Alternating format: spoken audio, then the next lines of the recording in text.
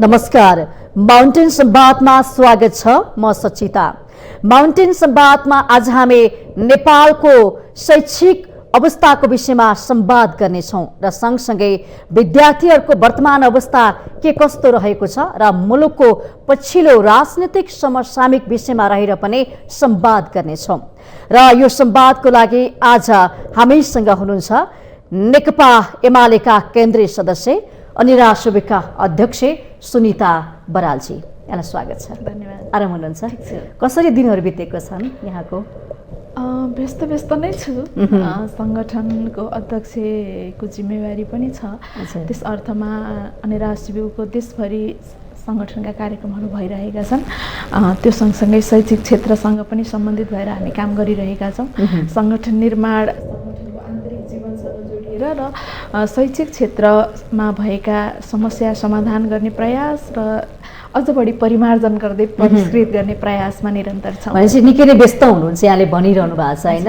सङ्गठनका थुप्रै कामहरू छन्, सँगसँगै शिक्षाका कुराहरू, विद्यार्थीका हक अधिकारका कुराहरू हुन सक्लान्, थुप्रै कामहरू छन्। अब यहाँ अध्यक्ष भइसकेपछि यहाँको एजेन्डा थियो होला नि त, विद्यार्थीको हकको लागि म यो काम गर्छु भने तपाईँले खाका बनाउनु भएको थियो होइन। त्यो खाका अनुसार काम गर्न सक्नु भएको छ? कति प्रतिशत काम गर्नुभयो तपाईँले? गरिरहेको छु। अब यो विधागत रूपमा हामीलाई भनिदिनुहोस् न, 1 देखि यति गरे मैले विद्यार्थीको लागि भनेर। हामीले अहिले शिक्षा क्षेत्रमा विद्यालयदेखि विश्वविद्यालय तहसम्मको शिक्षालाई व्यवस्थित बनाउने कुरामा मैले सबैभन्दा बढी काम गर्छु भनेर मैले अठोट गरेकी थिएँ। र यसमा पनि क्याटेगोराइज गरेर हेर्दा विद्यालय तहको शिक्षा संविधानमा लेखिएको व्यवस्था अनुरूप सर्वसुलभ हुनु पर्यो भन्ने विषयमा हामी पहल प्रयत्न नै गरिरहेका छौँ। यसमा ठोस परिणाम यति मात्रामा भयो भन्दा पनि यो पूर्णतामा नै उपलब्ध हुन आवश्यक छ र यो हामी सबैको अधिकारको विषय हो। र अर्को पाटोमा हेर्दा विश्वविद्यालयको शिक्षा चाहिँ मैले मेरो ठाउँबाट गरिरहेको प्रयास, हाम्रो सङ्गठनले गरिरहेको प्रयास चाहिँ विश्वविद्यालयको शिक्षा अब विज्ञ उत्पादन गर्ने हुनुपर्छ भनेर हामीले अथक प्रयास गरिरहेका छौँ। यसका लागि चाहिँ हामीले आज भइरहेको शिक्षालाई अनुसन्धानमुखी बनाउनका लागि पटक पटक घचघच्याइरहेका छौँ। त्रिभुवन विश्वविद्यालय लगायतका अहिले नेपालमा भएका 11-12वटा विश्वविद्यालय छन्। त्यो सबै विश्वविद्यालयमा हामी निरन्तर काम गरिरहेका छौँ। मूलतः कामको क्षेत्र यही हो र यसमै प्रयास गरिरहेका छौँ। तर हामीले गर्ने कामका परिणामहरू केही दीर्घकालीन र केही चाहिँ अल्पकालीन रूपमा परिणाम आउने गर्छन्। तर गरेका प्रयासहरू कति सार्थक भए भन्दा त्यो सार्थकतातर्फ उन्मुख भइरहेको छ। जस्तो यहाँले निकै नै महत्त्वपूर्ण कुरा गर्नुभएको छ, शिक्षालाई सर्वसुलभ बनाउने भन्ने कुरा। तर सर्वसुलभ शिक्षा भएको छ त नेपालको शिक्षा? सर्वसुलभ होइन, यो त संविधानमा ग्यारेन्टी गरिएको विषयलाई जस्ताको तस्तै कार्यान्वयन गर्नुपर्छ भन्ने नै हो। तर हाम्रो अहिले संविधान बनेको पनि यतिका वर्ष भइसक्यो, 5 वर्ष 7 वर्ष पनि सानो समय होइन। तथापि पनि अहिले विद्यालय शिक्षाको हकमा हेर्दा हामी संविधानलाई कार्यान्वयन गर्न सकिरहेका छैनौँ। यो संविधानमा त 8 कक्षासम्मको शिक्षा निःशुल्क अनिवार्य र 12 कक्षासम्मको शिक्षा निःशुल्क भनिएको छ। तर यसलाई कार्यान्वयन गर्ने दिशामा अहिलेका स्थानीय सरकारदेखि केन्द्रीय सरकारसम्म निरन्तर पहल प्रयत्न र खबरदारी गर्ने काम हामीले गरिरहेका छौँ। तपाईँले भन्नुभएको जस्तो उपलब्ध भइसकेको भए हामी यो सङ्घर्षमा हुनु पर्दैन थियो। उपलब्ध हुने क्रम त जारी छ, फेरि सकारात्मक परिणामहरू देखिएका छन्, तर पूर्ण रूपमा प्राप्त भइसकेको छैन। तर हरेक वर्ष यही विषय उठ्ने गर्छ के हामीले चर्को शुल्क तिर्नु पर्यो भने निजीमा यो देखिएको छ होइन। सबै विद्यार्थी आन्दोलित हुन्छन्, अभिभावक पनि निकै नै असन्तुष्टि व्यक्त गर्नुहुन्छ। हामीले धेरै बिल आउँछ घरमा, चर्को शुल्क तिर्नु पर्यो, पढाइ हुँदैन, कोरोनाले गर्दा शिक्षा पनि अस्तव्यस्त भयो, त्यसको पनि फी तिर्नु पर्यो भनेर अभिभावक एकातिर गुनासो पोख्नुहुन्छ। विद्यार्थीले समय पढ्न पाइन भने अर्को गुनासो छ। अब यो समस्या कहिले समाधान हुन्छ त? यतिका वर्ष यहाँले भन्नुभएको हो होइन, हामी लामो समयदेखि यही काम गरिरहेका छौँ र अझ पनि यही काममा छौँ होइन। तर यसमा सबैभन्दा मुख्य यसको सरकारवाला र जवाफदेही पक्ष भनेको सरकार नै हो। हामीले त प्रयत्न गर्ने हो, खबरदारी गर्ने हो, हामी निरन्तर खबरदारीमै छौँ। तर केही भएको छैन त भन्दा केही नभएको होइन। तर आज जसरी अब निजी शैक्षिक संस्था सञ्चालकहरूलाई मात्रै दोष लगाउने ठाउँमा म चाहिँ छैन, किनभने सरकारले जब निजी शैक्षिक संस्था सञ्चालन गर्ने वातावरण नै सृजना गरेन भने त स्वतः रूपमा त्यो कुरा निरूपण हुन्थ्यो। तर आज निजी शैक्षिक संस्था सञ्चालकहरूले गर्नुभएको लगानी, उहाँहरूले गर्नुभएको प्रयास पनि राज्यलाई सहयोग नै हो। तर राज्यले आफ्नो तर्फको योजना कमजोर हुनुका कारणले यो परिणाम देखिरहेको छ र यसमा अझ हामी लामै समय सङ्घर्ष गर्नुपर्छ भन्ने अनुमान त छ। तर आशा गरौँ केही समय समयमा हामीले राज्यलाई चाहिँ शिक्षा स्वास्थ्य जस्ता नैसर्गिक अधिकारमा चाहिँ राज्य नै जवाफदेही हुनुपर्छ र जिम्मा लिनुपर्छ भन्ने ठाउँमा पुर्याउँछ। तर सुन्दाजी यहाँले भन्नुभयो कि जस्तो विद्यार्थीको आन्दोलन भनेको विद्यार्थीको हक अधिकार स्थापित गर्नु प्राप्त गर्नको लागि गरिने हो होइन, त्यो लडाई हो होइन। तर यसो हेर्दाखेरि तपाईँले सङ्घर्ष गरिरहने, विद्यार्थीको समस्या बढिरहने, अनि कस्तो खालको होइन सङ्घर्ष? समस्या बढिरहेको छैन, निरूपण नहुँदासम्म समस्या त बाँकी भयो नि। अनि यो चर्को शुल्क 100%बाट सर्वसुलभ नहुनु यो चाहिँ कहिलेको 100%बाट 99% पुरा भएर 1% बाँकी रहँदा पनि त्यो समस्या नै हो। त्यसमा एउटा विद्यार्थीलाई परेको समस्या पनि समस्या नै हुन्छ। त्यस अर्थमा हामी निरन्तर सङ्घर्षमा छौँ। तर हिजो र आज तुलना गरेर हेर्ने हो भने धेरै समाधान उन्मुख भएका छन् र समाधानमा पुगेका छन् र केही बाँकी छन्। त्यसकारणले हामी निरन्तर सङ्घर्ष। तपाईँ देशभरका विद्यार्थीहरूको अभिभावक हुनुहुन्छ, हरेक समस्याहरू तपाईँमा आउँछन् होइन? कस्तो खालको समस्या आएका छन्? तपाईँ अध्यक्ष भइसकेपछि तपाईँलाई फोन आउला है, सम्पर्कमा आउला विद्यार्थी मलाई यो भयो त्यो भयो भनेर गुनासो कस्तो आउँछ? पछिल्लो समयमा चाहिँ अहिले हामीले यो चाहिँ एकदम विडम्बना भयो। कोभिडको यो महामारी र यसबाट निम्तिएको शिक्षा क्षेत्रको समस्या, त्योसँग सम्बन्धित नै धेरै समस्याहरू छन् पछिल्लो समय चाहिँ। त्यो कसरी पनि भयो भने अहिले विश्वविद्यालयहरू एउटा क्यालेन्डर बनाएर अगाडि बढ्न खोजिरहेका थिए। कोभिडका कारणले केही चाहिँ अस्तव्यस्त भएको स्थिति छँदैछ। त्यसमा पनि हामीलाई सबैभन्दा खड्केको विषय अहिले हाम्रो विश्वविद्यालयको शिक्षा, मूलतः विश्वविद्यालयको शिक्षा, विद्यालय शिक्षामा चाहिँ अभिभावकहरू नै उनीहरूको बालबालिकाको उमेर समूहका कारणले र त्यो बाल मनोविज्ञानलाई धेरै क्षति हुन दिनु हुँदैन भन्ने हिसाबले पनि अभिभावक पनि तयार हुनु भएन। तर जो विश्वविद्यालय तहमा अध्ययन गरिरहेका विद्यार्थीहरू थिए उनीहरूको चाहिँ शैक्षिक कार्यक्रम क्यालेन्डर अव्यवस्थित हुने कुराले त्यो समयको क्षति चाहिँ एकदमै अपूरणीय छ। र यहीसँग सम्बन्धित भएर परीक्षाफल प्रकाशन गर्ने कुरा र नियमित कक्षा सञ्चालनसँग सम्बन्धित विषयहरू नै आजको मुख्य समस्या। ठिक छ।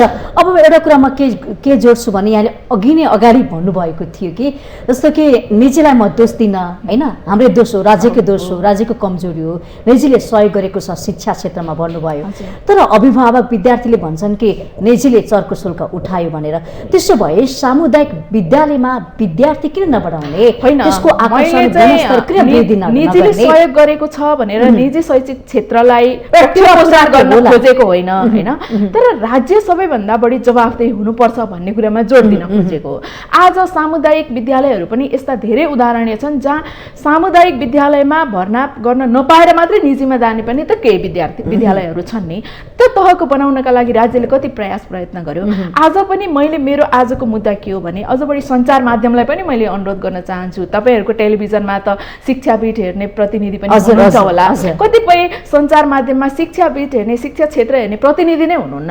आज 1 घण्टाको हामीले समाचार सम्प्रेषण गर्न थाल्यौँ भने 5 मिनट पनि शिक्षा क्षेत्रलाई छुट्याइएको हुँदैन।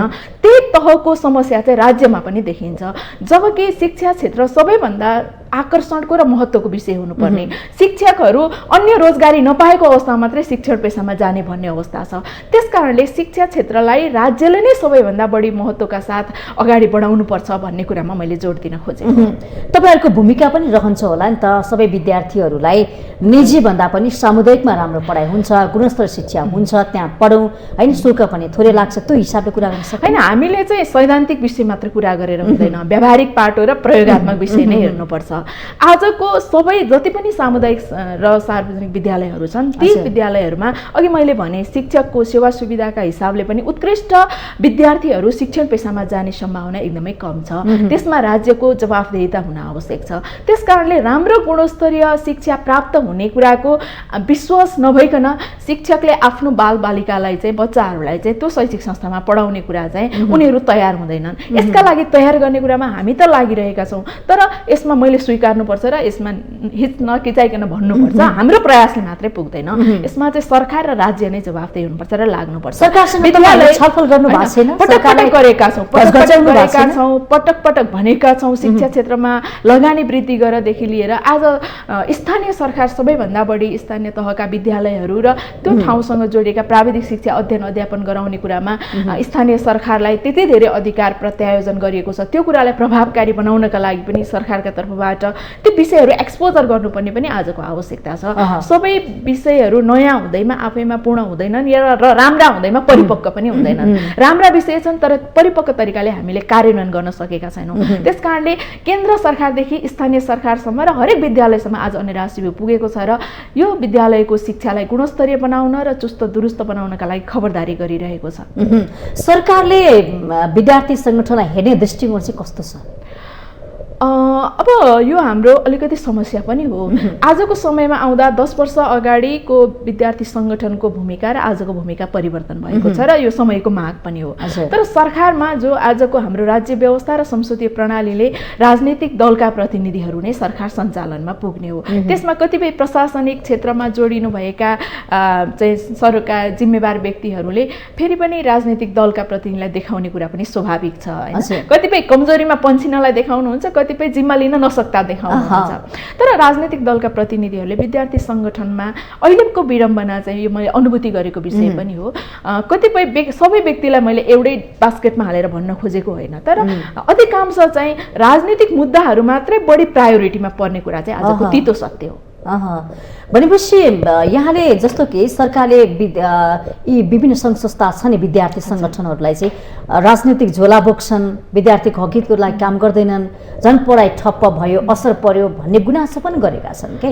यस्तो हो, यो चाहिँ अघि पनि मैले भने आज जो नेतृत्व टेकेन भन्ने गुनासो छ हैन। जो नेतृत्व तहमा पुग्नु भएको छ, हिजो उहाँहरू विद्यार्थी सङ्गठनबाटै आउनु भएको हो।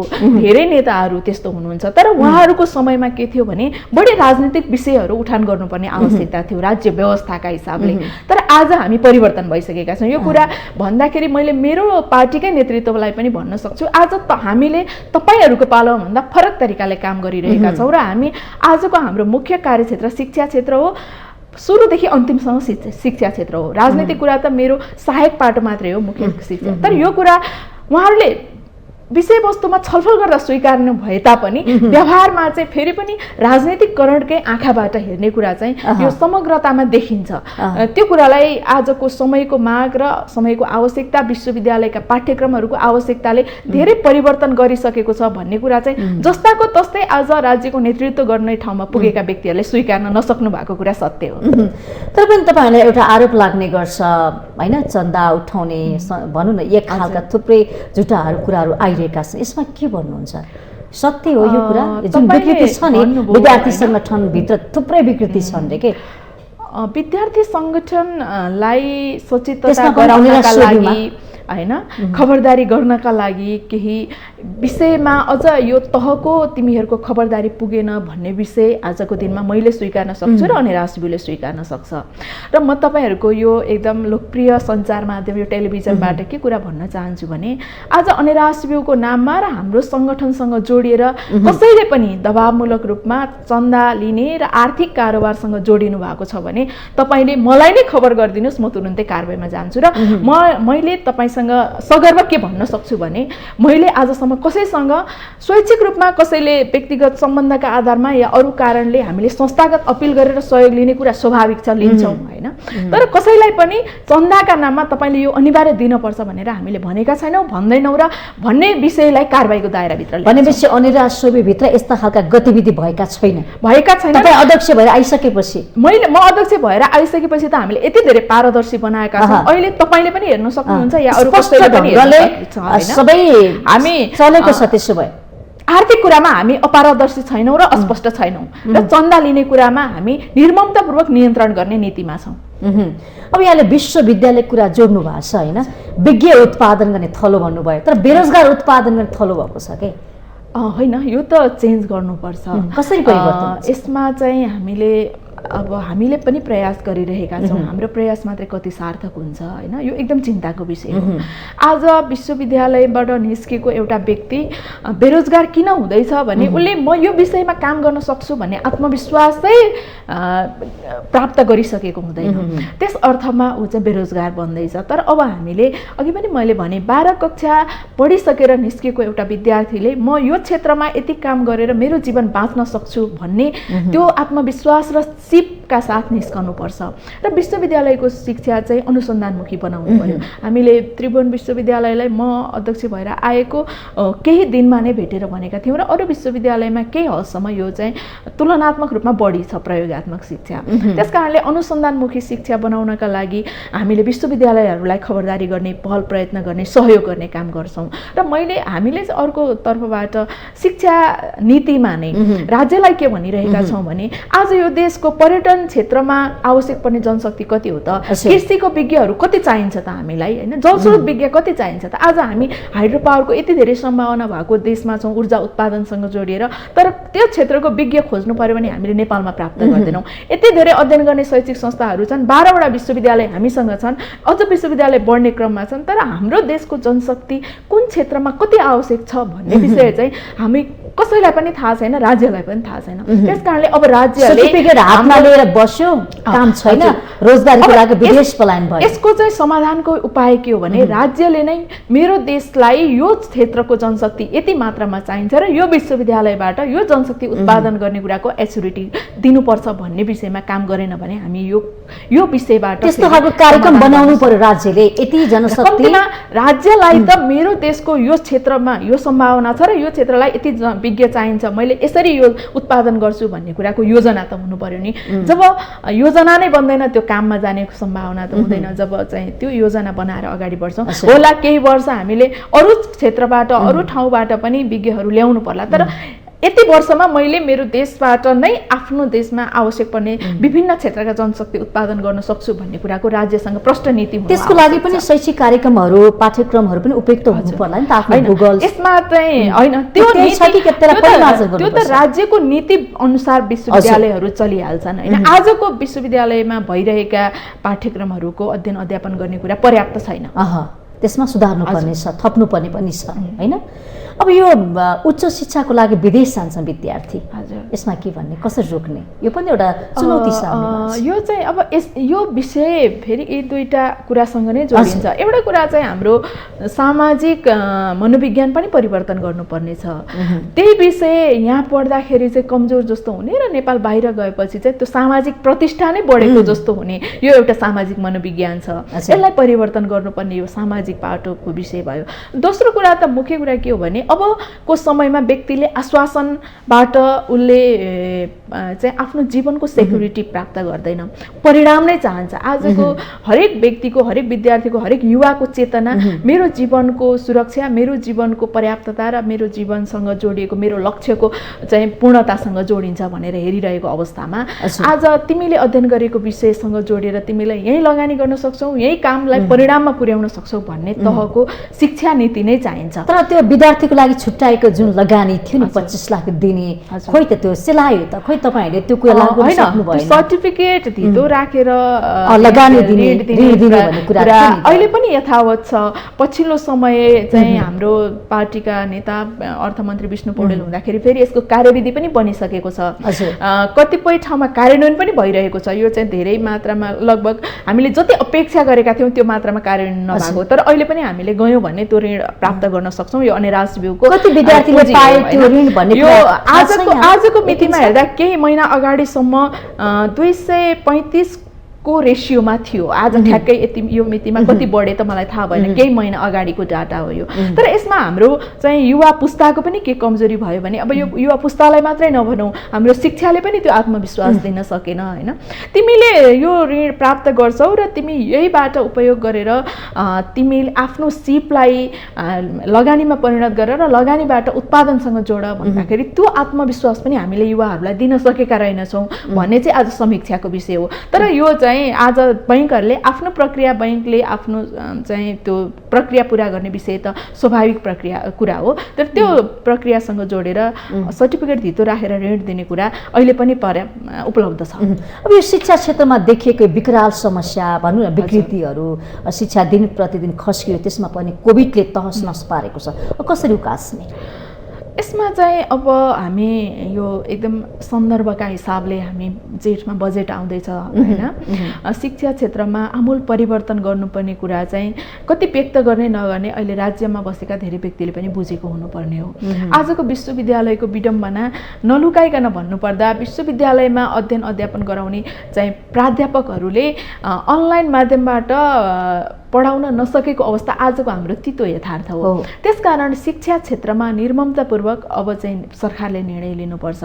आज पनि त्रिभुवन विश्वविद्यालय जस्तो ठुलो र गरिमामय चाहिँ इतिहास बोकेको विश्वविद्यालयमा करारमा सहभागी भएको एउटा शिक्षक स्वत स्थायी हुनु पर्यो भनेर आन्दोलनरत छ। प्राध्यापकहरूकै तालाबन्दी विश्वविद्यालयमा चाहिँ करिब 150 चाहिँ 150 भन्दा बढी दिन भइसक्यो, 184 दिन पुग्न थालिसक्यो, त्यहाँ चाहिँ बन्द छ।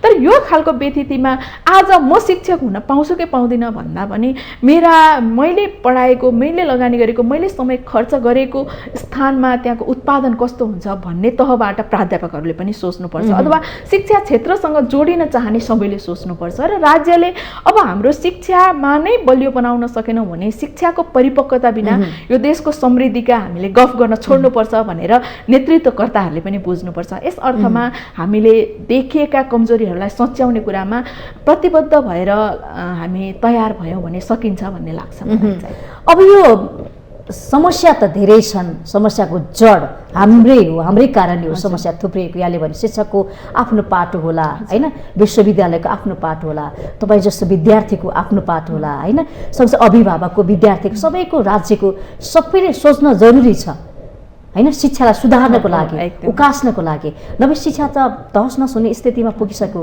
विकृति झन् बढिरहेको छ, परीक्षा समयमा हुँदैन, रिजल्ट समयमा आउँदैन, विद्यार्थीले पढ्न पाएका छैन, अनलाइन शिक्षा यहाँले भन्नु प्रभावकारी छैन, धेरै समस्या छ के। अब शिक्षा बिना हामीले त्यस्ता व्यक्ति उत्पादन गर्न पनि सक्दैनौँ फेरि देश विकासको लागि। युवा शक्ति त अब विदेश जानुपर्ने बाध्यता छ, फेरि पढ्नको लागि होस्, रोजगारीको लागि होस्। यो विषयमा तपाईँको सङ्गठनले छलफल गरेको छ, शिक्षालाई कसरी बलियो बनाउने, कसरी सशक्त बनाउने, गुणस्तर शिक्षा कसरी प्रभाव गर्ने? हजुर, होइन, हामी त हाम्रो मुख्य काम नै यही हो, अथवा अनेरा सुब्बाको मुख्य काम नै हो कि विद्यार्थीको हकको आवाज होइन, यो सुस्ताएको होइन, हामी चाहिँ निरन्तर यही काममा छौँ र अझ बढी परिष्कृत ढङ्गले काम गरिरहेका छौँ। तर हिजोका अभ्यास र आजका अभ्यास फरक छ, त्यसकारणले हिजोको अभ्यास खोज्ने बानी जस्तो कि यहाँले भने देशका विभिन्न ठाउँमा विद्यार्थीमाथि दुर्व्यवहार हुन्छ, हत्या हिंसा हुन्छ, थुप्रै क्रियाकलाप भइरहेको, खै त खबरदारी गरेको, त्यो विकृतिलाई खै हटाउन सकेको? चाहिँ हामी विकृतिलाई हटाउन सकेको विद्यालय एउटा मन्दिर हो, तर पनि हेर्नुस् त धेरै खालका क्रियाकलाप भइरहेका छन्, एकदम विडम्बनापूर्ण छ। यो कुरामा मैले मेरो ठाउँबाट सुरक्षित छैनन् के विद्यार्थीहरू, असुरक्षित महसुस गरिरहेका छन्। विद्यार्थीहरू असुरक्षित हुने विषय अत्यन्तै धेरै पीडादायी विषय हो। अब हामीले हाम्रो ठाउँबाट विद्यालय शिक्षा र विद्यार्थीमा चेतना सँगसँगै अभिभावकसँग जोडिएको विषय पनि भयो र राज्यको सबै सरोकारवाला क्षेत्रहरू चाहिँ भनेको समाजका सबै सरोकारवाला, राज्य मात्रै पनि नभनौँ, राज्य त छँदैछ, समाजका सबै सरोकारवाला क्षेत्रका व्यक्तिहरू यसमा जवाफदेही हुनुपर्छ। हामीले हाम्रो ठाउँबाट अथक प्रयास गरिरहेका छौँ, प्रयत्न गरिरहेका छौँ र खबरदारी गरेका छौँ। हाम्रो सङ्गठनका संरचनाहरू 9 कक्षाभन्दा माथि चाहिँ विद्यार्थीहरूसँग हामी सङ्गठित भएर काम गर्छौँ र त्योभन्दा तल चाहिँ हामीले उनीहरूलाई कसरी व्यवस्थित गर्न सकिन्छ भनेर नियाली मात्रै रहेका हुन्छौँ। तर सङ्गठनको संरचना व्यवस्थित गर्ने क्रममा हामीले के कुरा सिकाउन खोजेका छौँ भने आज तिम्रो जीवन बाँच्न सक्ने एउटा सक्षम युवा उत्पादन हुनका लागि हामीले सहयोग गर्छौँ भनेर प्रयत्न गरिरहेका छौँ। त्यो सँगसँगै आज समाजमा देखिएका नैतिक शिक्षाको कमजोरीका कारणले देखिएका धेरै समस्याहरू छन्। भर्खरै मात्रै हामीले त्यही कुरा जोड्न खोजिरहेको थिएँ। आज यति धेरै अकल्पनीय एउटा हजुरबुवा र नातिनीको सम्बन्ध पनि राम्रोसँग स्थापित हुन नसकिरहेको, एउटा शिक्षक र विद्यार्थीको बिचमा पनि त्यो पवित्र सम्बन्ध स्थापित हुन नसकिरहेको अवस्थामा हामीले यो चाहिँ जागरणमुखी कार्यक्रमहरू सञ्चालन गर्ने प्रयास गरिरहेका छौँ। पर्याप्तता कति भयो भने यो समाजमा देखिएका घटनाक्रमले अझ बढी बढाउनुपर्छ भन्ने कुराको अनुभूति त छँदैछ। त्यो सँगसँगै हामीलाई अझ बढी खड्केको, हाम्रो समयमा हामीले स्कुलमा पढ्दा नैतिक शिक्षा पढाउँथ्यो, आज चाहिँ नैतिक शिक्षा छैन। तर आज प्रविधिले पनि हामीलाई यति धेरै अगाडि बढाइसकेको छ। आज 5 वर्षको बच्चाले एन्ड्रोइड फोन या एप्पल सबै खाले फोनहरू चलाउन सक्छ। त्यो प्रविधिले दिएको सूचनालाई चाहिँ हामीले दुरुपयोग हुने ठाउँमा पुग्छ कि भन्ने त्यो चाहिँ आशंकाका आधारमा अझ बढी नैतिक शिक्षाबाट परिपक्व बनाउनु पर्ने कुरा चाहिँ छँदैछ। हामी यो कुरामा निरन्तर छौँ र यसमा चाहिँ तपाईँ हामी सबै र समाजका सबै वर्ग अभिभावक या अरू विभिन्न क्षेत्रमा काम गर्ने व्यक्तित्वहरू पनि यो काममा जोडिनु आवश्यक छ। अब जुन यहाँले भन्नुभयो नि अहिले विद्यार्थीहरूमाथि विभिन्न खालका दुर्व्यवहारका कुराहरू समाचारहरू आइरहेका छन्, यसमा चाहिँ अलिकति नैतिक शिक्षामा विशेष जोड दिनुभएको छ। अब एउटा विद्यालय, एउटा विद्यार्थी, अभिभावक, राज्यले पनि सोच्नु पर्यो पाठ्यक्रममा यस्ता खालका शिक्षा, नैतिक शिक्षा लागू गर्यो भने केही हदसम्म विद्यार्थीले एउटा सचेत हुने मौका त पाउँछ। दुर्व्यवहार भनेको के हो, नैतिक शिक्षा, मान्छेले एउटा आचरणको कुराहरू सिक्ने अवसर पनि प्राप्त गर्न सक्छ। यो कुरामा चाहिँ राज्यले पनि ध्यान पुर्याउनु पर्यो होइन। अब शिक्षा मन्त्री पनि हुनुहुन्छ, शिक्षा मन्त्रालय छ, विभाग छ, तपाईँ जस्ता विद्यार्थीहरू पनि यो आवाज उठाउनु होला होइन। विद्यार्थीलाई कहाँमाथि तलमाथि भइरहेको छ, के भइरहेको छ, विद्यार्थीको अवस्था के छ, कसरी गुज्रिएको छ होइन, त्यो कुराहरू चाहिँ मनन गर्नु होला र काम पनि गर्नु होला। अब देशमा महँगी बढिरहेको छ, तपाईँ एउटा उदाउँदै गरेको एउटा होइन के गर्छु भनेर अठोट लिएर अगाडि बढिरहनु भएको छ, महिला नेत्री पनि हुनुहुन्छ, नेकपा एमालेको केन्द्रीय सदस्य पनि हुनुहुन्छ होइन। के गर्छु भनेर विद्यार्थीको त छँदैछ, देशमा एउटा परिवर्तन ल्याउनुपर्छ, विकास ल्याउनुपर्छ, समृद्धि ल्याउनुपर्छ भनेर लाग्नु भएको छ। अब विकास र समृद्धि त ल्याउने पाटो छुट्टै छँदैछ, अर्कोतर्फ हेर्ने भने दिन प्रतिदिन महँगी वात्तै बढेको छ, भ्रष्टाचार पनि मनौदै गएको छ। यो परिस्थितिलाई तपाईँहरूले खोइ त खबरदारी गरेको होइन? हामीले खबरदारी त गरिरहेका छौँ, तर एकदम विडम्बनापूर्ण तरिकाले राज्यमा चाहिँ महँगी बढिरहेको छ। सरकार यसको मुखदर्शक बनिरहेको छ होइन। आज रसिया र युक्रेनको बिचमा द्वन्द्व भयो भन्ने आधारमा पेट्रोलको मूल्य बढ्ने कुरासँग जोडिएर गरिने ढाकछोप त सामान्य विषय बन्ला, तर हाम्रो बारीमा फलेको टमाटरको मूल्य पनि बढ्ने कुरा त मान्न सकिँदैन नि त। तर त्यो पनि परिस्थिति बनिरहेको छ। आज इतिहासमा नै सबैभन्दा महँगो शुल्क तिर्नुपर्ने हरेक क्षेत्रको, आज पेट्रोलियम पदार्थको त त्यो भन्नै परेन। अब योभन्दा अझ बढाउने कुराको चर्चा हामीले सुनिरहेका छौँ। त्यो सँगसँगै हामीले दैनिक रूपमा उपभोग्य गर्ने खाद्यान्नदेखि आज जुनसुकै विषय पनि मूल्यवृद्धिको चाहिँ भार हामीले खेपिरहेका छौँ र यसको सबैभन्दा बढी पीडित पक्ष भनेको विद्यार्थी नै हुन्छ। त्यस कारणले पनि हामी यस विषयमा एकदमै चिन्तित पनि छौँ र खबरदारी गरिरहेका छौँ। तर सुनेपछि सुन्नुपर्छ भनेर कान थुन्ने, हेर्नुपर्छ भनेर आँखा बन्द गर्ने र बोल्नुपर्छ भनेर ओठ बन्द गर्ने सरकार यो राज्यमा हुँदासम्म पनि के गरेका छन्? विद्यार्थीको मिलोमत छ कि विद्यार्थीले खोइ किन खबरदारी नगरेको भन्ने कुरा पनि छ। मैले भनिहालेँ तपाईँलाई, हामी निरन्तर खबरदारीमा छौँ र यो विषय असह्य हुने ठाउँमा पुगिसकेको छ होइन। हामी त्यो तहमा पुगिसकेका छौँ। तर मैले भने आज यो देशको सरकार कस्तो छ भने सुन्नुपर्छ भनेर कान बन्द गरेर बसेको छ, कुनै पीडा हेर्नुपर्छ भनेर आँखा बन्द गरेर बसेको छ र बोल्नु पर्ला कुनै चाहिँ विकृति विसङ्गतिका विरुद्धमा समाजमा सुशासन कायम गर्ने पक्षमा बोल्नु पर्ला भनेर ओठ बन्द गरेर बसेको यो सरकार छ। र यो सरकारको गैर जिम्मेवारपनका कारणले दिनदिनै हरेक नेपाली नागरिक यति धेरै पीडामा छटपटाइरहेका छन्। आज सामान्य एउटा जीवनशैली बाँचिरहेको व्यक्ति उसले आफ्नो जीवन चलाउन नसकेर अर्को दुर्घटनामा पर्ने खतरा बढिरहेको छ। त्यसकारणले अहिलेको सरकार जसरी सरकार निर्माण गर्ने प्रक्रियाबाट यो सरकार निर्माण भयो, उसको जवाफदेहीहीनता चाहिँ आज प्रत्यक्ष रूपमा नागरिकमा परिरहेको अवस्था छ र हामी निरन्तर खबरदारीमा छौँ। यसलाई सच्याउनुपर्छ भनिरहेका छौँ। अझ हामी विद्यार्थी सङ्गठन हुनुका नाताले त सबैभन्दा बढी पीडा यो कुराले विद्यार्थीलाई परिरहेको छ। त्यस कारणले पनि हामी चिन्तित पनि छौँ र खबरदारी गरिरहेका छौँ। सरकारको काम कर्तव्यलाई कसरी लिनु भएको छ? गरेको छ काम सरकारले? अहिले त मैले भनिहालेँ नि, यति धेरै विकृति हुँदा पनि बोल्नुपर्छ भनेर चुप लागेर बसेको सरकारले अरू के गरेको छ भन्ने कुरा त धेरै समीक्षाको विषय बन्नै पर्दैन। अहिलेको सरकार विकासप्रति पनि यति धेरै अनुदार बन्यो कि हिजो बनेको सरकारका केही काम चाहिँ आफ्नो अनुकूलताका काम चाहिँ सरकारको निरन्तरताका रूपमा लिन सक्ने सरकारले आज चाहिँ विकासका कामहरू एकैचोटि 1400 वटा सडक हिजो उद्घाटन भएर निर्माण सुरु गरिएका 1400 वटा सडक सडक चाहिँ बन्द गर्ने स्थितिमा पुर्याएको छ। देशभरि केपी ओलीले उद्घाटन गरेकै नाममा चाहिँ आज देशभरि उद्घाटन गरिएको र निर्माणको काममा सुरु भएका स्वास्थ्य चौकीहरू बन्द गर्ने ठाउँमा पुगेको छ। विभिन्न ठुला परियोजनाहरू चाहिँ निर्माण गर्न सुरु गरिएको हिजो नेकपा एमालेको सरकारले सुरुवात गरेको थियो भन्ने नाममा चाहिँ बन्द गर्ने ठाउँमा पुगेको छ र बजारमा बढेको यो महँगी, यो चाहिँ बेथिति, यो सुशासनविहीन समाज र आज बढिरहेका जघन्य अपराधहरू दल नेकपा एमालेको आवाज सुन्या छैन कि देशमा यस्ता खालका समस्या सङ्कटहरू आयो, यसलाई समाधान गर्नुपर्छ, खबरदारी गर्नुपर्छ, सरकारलाई ढकढकाउनको लागि खोइ त हाम्रो सुन्दैन होइन। प्रतिपक्षका रूपमा नेकपा एमाले त संसदमा सहभागिता नै भएको छैन। त्यो किन भएको छैन भने आज हामी के भन्दैछौँ भने सरकारमा को छ या प्रतिपक्षमा को हुन्छ भन्ने विषय मात्रै महत्त्वपूर्ण विषय होइन। आज एमाले प्रतिपक्षमा बस्ने कुनै अस्वाभाविक विषय होइन होला, तर के विषय अस्वाभाविक हो भने आज संविधान मान्ने कुरा चाहिँ आज हाम्रा लागि अनिवार्य शर्त हो। संसदीय व्यवस्था मान्ने कुरा चाहिँ आज हाम्रा लागि अनिवार्य शर्त हो।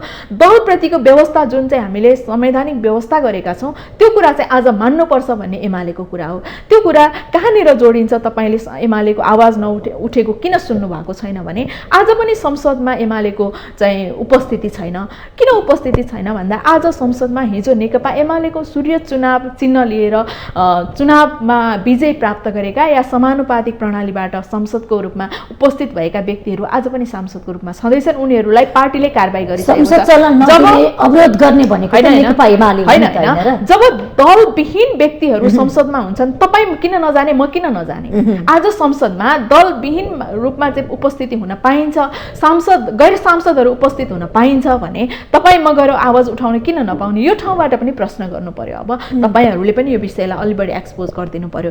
किनभने आज जब एमालेका सांसदहरू पार्टीले कारबाही गरिसकेको छ र संवैधानिक रूपमा चाहिँ उनीहरू पार्टीको कारबाहीमा परेर गैर सांसदको रूपमा परिणत भइसकेका छन् भने तिनै व्यक्तिहरूको उपस्थितिमा एमाले संसदमा आफ्नो उपस्थिति देखाउन सक्दैन भन्ने कुरा हो र त्यही विषय कायम भएका कारणले संसदभित्र आफ्ना विषयहरू भूमिकामा सशक्त रूपमा उभिएको छ नेकपा एमाले। नेकपा एमाले आफ्नो विषयमा, आफ्नो एजेन्डामा र आफ्नो भूमिकामा सशक्त छ र रहन्छ।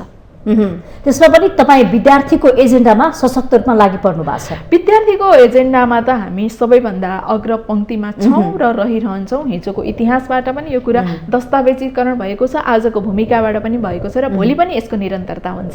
महिला नेत्री हुनुहुन्छ तपाईँ होइन, एउटा अध्यक्ष जस्तो पदमा हुनुहुन्छ, गाह्रो कतिको रहेछ? अनुभव कस्तो रह्यो तपाईँको?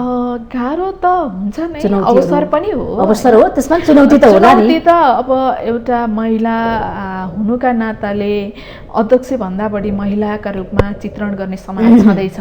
अध्यक्ष त महिला पुरुष लिङ्ग छुट्याएर गरिएको प्राप्त भएको पद होइन, तर त्यो समाजको मनोविज्ञानलाई चिर्दै म यो सङ्गठनको अध्यक्ष हो भन्ने कुरा भूमिका स्थापित गर्ने धेरै सामाजिक, धेरै प्राविधिक, धेरै मनोवैज्ञानिक र अरू केही व्यावहारिक समस्याहरू छँदैछन्।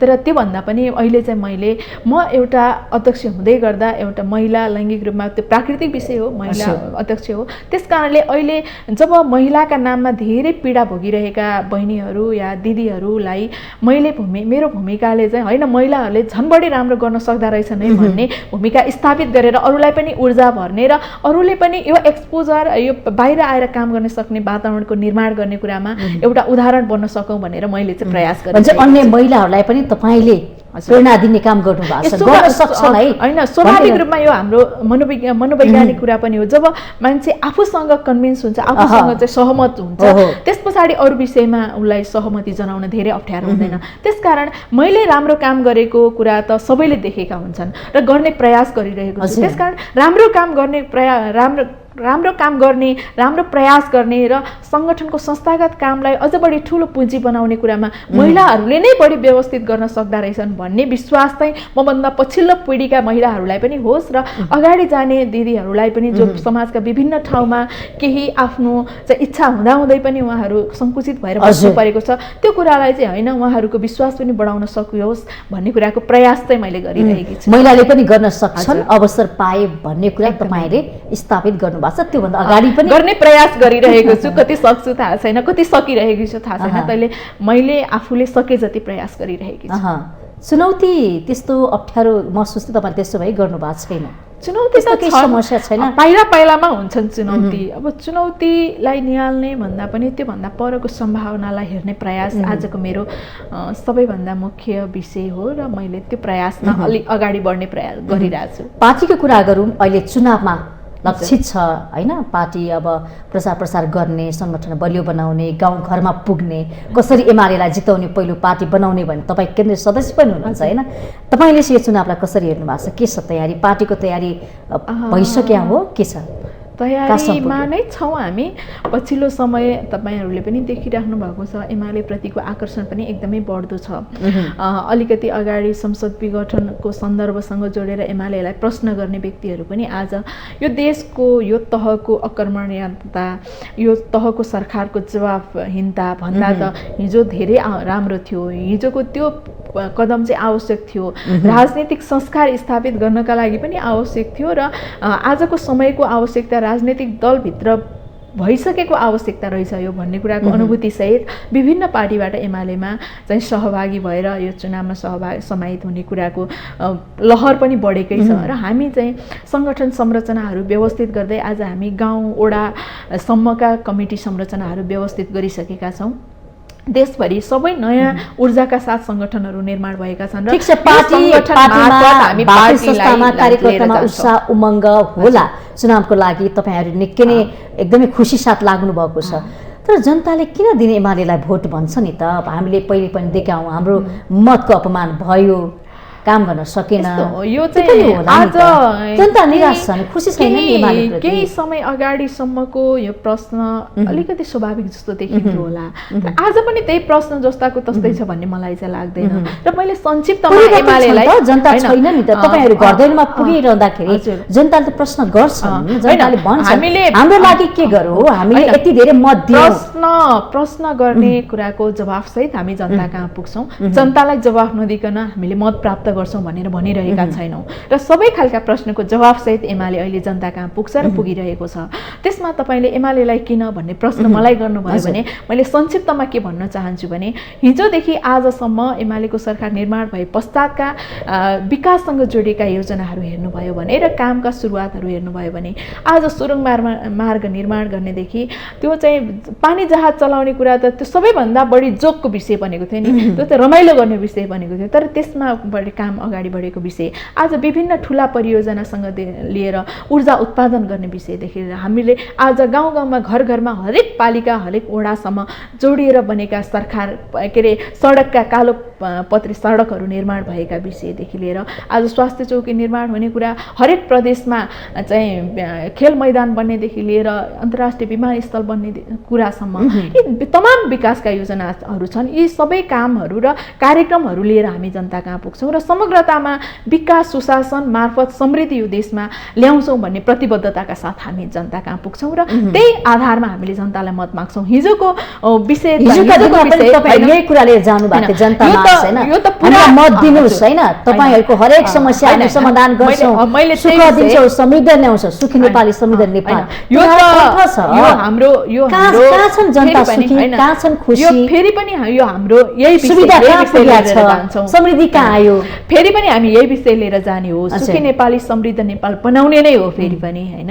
तर यसलाई हिजोको समीक्षा गरेर तपाईले हेर्नुभयो भने र हामीले जवाफ दिने ठाउँमा हामी पुग्दा के भन्छौँ भने हिजो आजको परिणाम आज राज्यमा जे तरिकाले राज्य सञ्चालन भइरहेको छ यति मात्रै भन्यो भने पनि धेरै व्यक्तिलाई प्रश्न हुन्छ र अहिलेको समाज यति धेरै सचेत समाज छ, सामान्य विषयलाई पनि हरेक नेपाली नागरिकले विश्लेषणात्मक ढङ्गले बुझ्न सक्ने भइसकेका छन्। हिजो नेकपा एमाले भित्र के थियो स्थिति, कसरी काम गरिरहेको थियो र त्यो सरकार सञ्चालन गर्ने कुरामा के समस्याहरू थिए भन्ने कुरा चाहिँ आजको राज्य व्यवस्था र राज्य सञ्चालनको भएको स्थितिले देख्न सकिन्छ। हिजो पार्टीभित्र रहने र पार्टीसँग जोडिएका हरेक विकास र प्रगतिशील कामहरूलाई अवरोध गर्ने पङ्क्ति आज पार्टीमा छैन।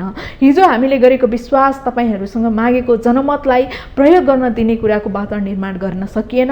त्यसमा हाम्रा तर्फबाट भएका केही कमजोरीलाई हामी क्षमा पनि माग्छौँ, केही फरक पर्दैन। हामी चाहिँ कमजोरी जनताहरूले नै चुनेर पठाएका प्रतिनिधिले राज्य सञ्चालन गर्ने हो, त्यसकारण भएका कमजोरीलाई सच्याउने कुराको प्रतिबद्धता सहित फेरि पनि समृद्ध नेपाल सुखी नेपाली बनाउने अठोटका साथ हामी पुग्छौँ र विश्वास पनि छ। र अहिले पछिल्लो समय देखिएको अगाडि बढ्छौँ भने तपाईँको अध्यक्षज्यूले भन्नुभएको छ होइन, त्यो ल्याकत छ, त्यो क्षमता छ पार्टीमा?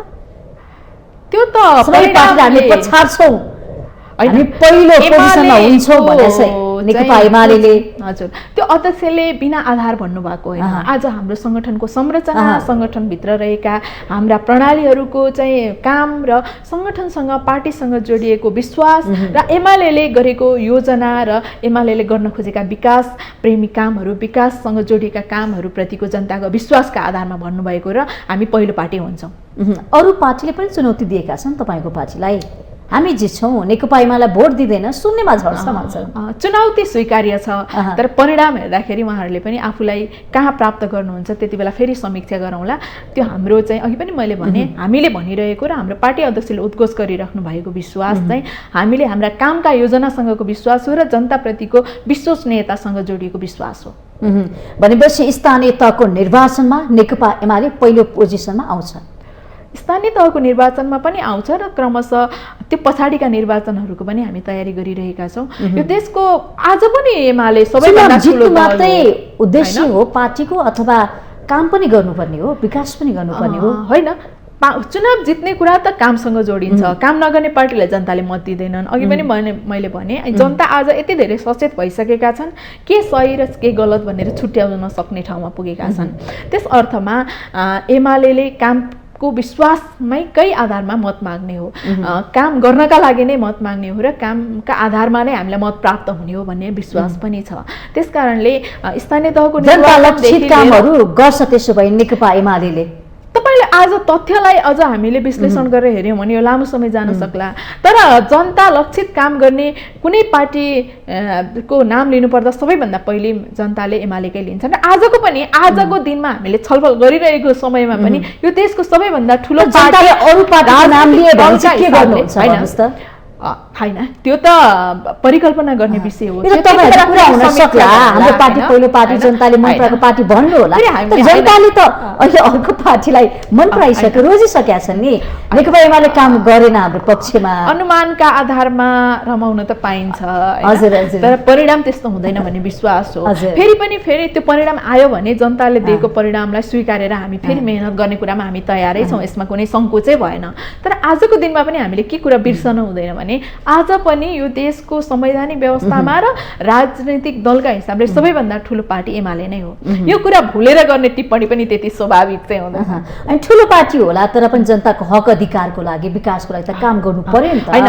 अझ धेरै काम गर्न बाँकी छन्, तर एउटा कुरा दाबीका साथ के भन्न सकिन्छ भने एमाले जति जनप्रिय र जनता लक्षित काम गर्ने पार्टी अरू छैनन् नेपालमा। र एमालेले गरेका योजनाहरू, बनाएका योजना पुरा गर्ने कुराको फेरि पनि अवसर दिनुहुन्छ भन्ने विश्वास छ। महिलाको सहभागिता पार्टीभित्र एउटा स्थानको कुरा गरौँ न, के छ? एमालेले अहिले चाहिँ हामीले गौरवपूर्ण तरिकाले स्थानीय तहकै चुनावको कुरा गरौँ न, त्यसमा पनि महिलाको उपस्थिति। हजुर, पार्टीको केन्द्रीय कमिटीमा अहिले यो देशमा भएका विभिन्न राजनीतिक दलमध्ये नेकपा एमाले नै हो, जहाँ चाहिँ संवैधानिक व्यवस्था अनुसार 33% यसले पुरा गरेको छ। र हामी निरन्तर यो प्रयासमा छौँ योभन्दा बढाउने कुरा, किनभने जनसङ्ख्याका तुलनामै अहिले भएको जनसङ्ख्याको तुलनामै पुर्याउने कुरामा एमाले पनि तयार छ र हामी पनि त्यो प्रयास गरिरहेका छौँ। तर त्यसका लागि हामीले दक्ष बनाउनका लागि तलको कमिटीहरूदेखि प्रयत्न पनि गरिरहेका छौँ। र अहिले अब संसदीय अभ्यासमा र हामीले निर्वाचित हुने जनप्रतिनिधिका हकमा पनि हामीले पार्टीभित्र पनि भनिरहेका छौँ र त्यो खालको दक्ष व्यक्ति निर्माण गर्ने काममा पनि हामी लागिरहेका छौँ। स्थानीय तहको निर्वाचन होस् या अरू संवैधानिक निर्वाचनहरू या सङ्घ प्रदेशका निर्वाचनहरू हुन्, त्यो ठाउँमा हरेक ठाउँमा महिलाको उपस्थिति निर्णायक र महत्त्वका हिसाबले स्थापित हुनुपर्छ भन्ने काममा लागिरहेका छौँ। पार्टीले महिलालाई अवसर दिएको छ, अवसर गर्न सक्ने क्षमता छ भने, आफ्नो क्षमता दक्षता राख्न सक्ने महिला छन् भने महिला पुरुष भनेर होइन, योग्य व्यक्तिका आधारमा महिलालाई स्थापित गर्नुपर्छ भन्ने कुरामा नेकपा एमाले सबैभन्दा अगाडि छ। र फेरि अर्को कुरा, महिलाहरू अवसर नपाएका महिलाहरूलाई अवसर दिनुपर्छ र त्यहाँबाट त्यो अवसर मार्फत स्थापित गर्नुपर्छ भन्ने योजनाका साथ पनि एमाले छ। भनेपछि एमाले भित्र महिलालाई भनौँ सहभागी नगराउने, निर्णय ठाउँमा नपठाउने त्यस्तो खालको समस्या छ। हामीले अहिलेको उदाहरण हेऱ्यौँ भने पनि पुरा देख्न सक्छौँ। चित्त बुझाउनु भएको छ पार्टीले जुन महिलाप्रति गरेको व्यवहार आजको दिनमा हेर्दा चाहिँ भूमिका दिएको छ त्यसमा तपाईँलाई चित्त बुझेको छ। त्यसो भए आजको दिनमा पार्टीको सङ्गठन संरचनाभित्रको भूमिका हेर्दा र हामीले प्राप्त गरेको स्थान हेर्दा आज धेरै गुनासो गर्नुपर्ने ठाउँ छैन। तर हामी निरन्तर फेरि यो काममा चाहिँ रहन्छौँ नै, किनभने आज पार्टीको जिम्मेवारी भित्र मात्रै रहने कुरा होइन, पार्टीसँग जोडिएका अरू विभिन्न अवसरहरूसँग जोडिने कुरामा पनि उत्तिकै महिलाहरूलाई त्यो स्थान दिनुपर्छ भन्ने कुरामा चाहिँ हामी निरन्तर छौँ। समयको लागि यहाँलाई धेरै धेरै धन्यवाद। तपाईँलाई पनि धेरै धेरै धन्यवाद। आज हामीले कार्यक्रम माउन्टेन संवादमा नेकपा एमालेका केन्द्रीय सदस्य तथा अनेरा शिविरका अध्यक्ष सुनिता बरालज्यूलाई निम्ताएका थियौँ। कार्यक्रमबाट म पनि बिदा हुन्छु। माउन्टेन टेलिभिजन एचडी हेर्दै रहनुहोला। नमस्कार।